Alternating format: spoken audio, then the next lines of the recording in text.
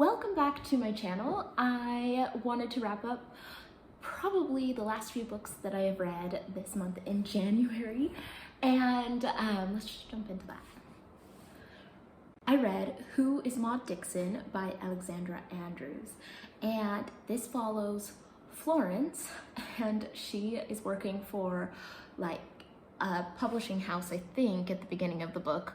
Anyway, she's just very morally dubious.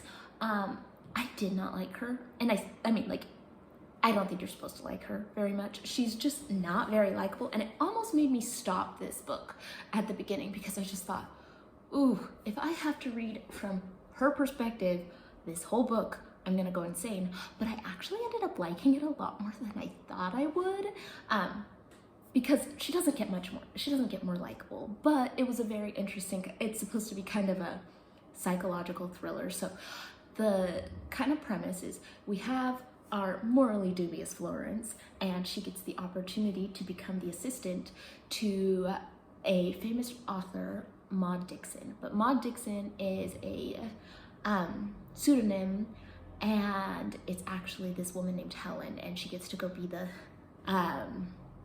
assistant to Helen.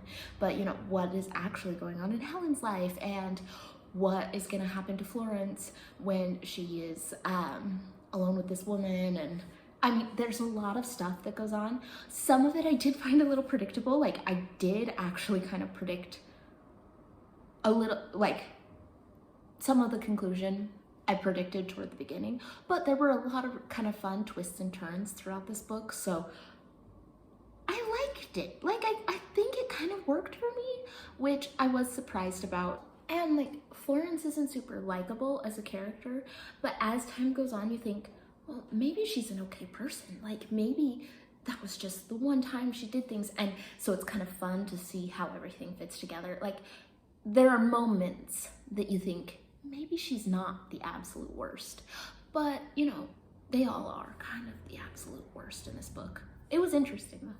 The book Heavy by Kiese Lemon was a heavy book, very in-depth.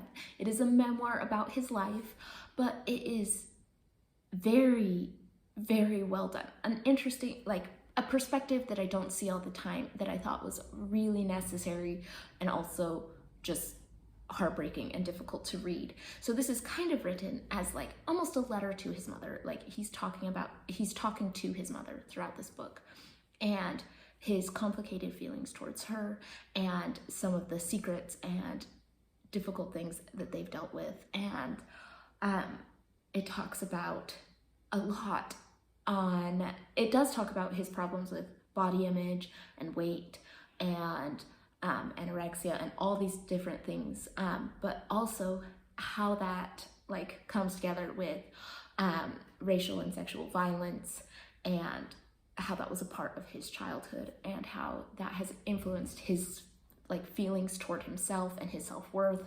And oof, it was very heavy, but very, very well written, beautifully written, about horribly difficult subjects, but also, you know, like, very interesting subjects that I don't feel like get talked about as often as they should. It very much reminded me of the book Hunger by Roxane Gay, and I think that one focused a lot more on body image, whereas this one focused a lot on like the racial aspect. And I think both of them had some similarities in talking about sexual violence and the effect of that on children. And ooh, heavy, difficult, but a beautifully written and super meaningful memoir. I mean, I do recommend it, but with some reservations, because it could be kind of triggering because it talks about such difficult subjects, but a really well done memoir. And the recommendation for the book Heavy came from MsReads A Lot, and I'm going to put a link to her down below. I really do appreciate the book recommendations, and especially this one. It was a really good read. I read the book The Removed by Brandon Hobson, and this follows a family 15 years after their son Ray Ray was killed in a police shooting. and this is the family dealing with the aftermath. And this is very filled with Cherokee myth and history kind of woven throughout the book. And if you're looking for a book that is very plot driven, maybe don't pick this one up. It's very much kind of like each character kind of a study. Things happen. It's not completely plotless. It's just a little bit of a character study on how the effects of this tragedy have influenced their current lives. And it has all of the like myths and stuff worked through it. Now, I don't think this book worked for me.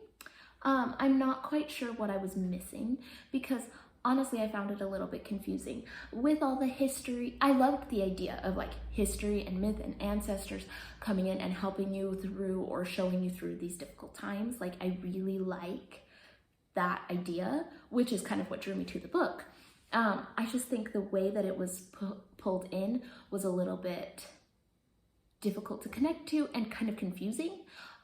We have the other son who is a drug addict, and I'm not sure, did he die? Is he alive? Like, there was most of his storyline was taking place in this weird dark land, and I wasn't quite sure what was going on there, and I just never felt like I quite understood what that was supposed to be all about. It was a confusing, that whole storyline completely confused me.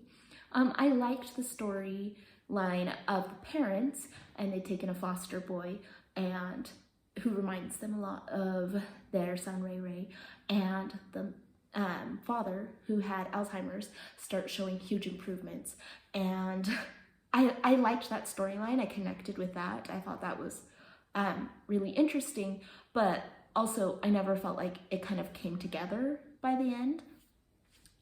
Then we also follow the daughter, who isn't going anywhere in life but is obsessed with this man named Vin, and that whole storyline, I wasn't quite sure. There's a lot of magical realism thrown in this book, and I just never felt like it all came together. I was somewhat invested in a couple of the storylines. Like, I was like, okay, yeah, I want to see what happens, but then I was hoping that it would all kind of come together in the end where I really understood, and I felt mostly confused. I think I was maybe missing something. Maybe I just needed a closer reading. Maybe there was something I just didn't get out of this, but it didn't work for me, although I really liked the idea. So honestly, I'm not going to really recommend this one, but if anyone's read it and can tell me what I was missing, let me know, because there's really good themes in it and really good ideas, but I felt a little lost.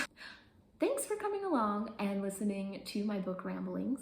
I will probably be back in the next week with another book wrap up. If anyone has any other ideas on what I should do for videos, let me know. Any book recommendations, let me know.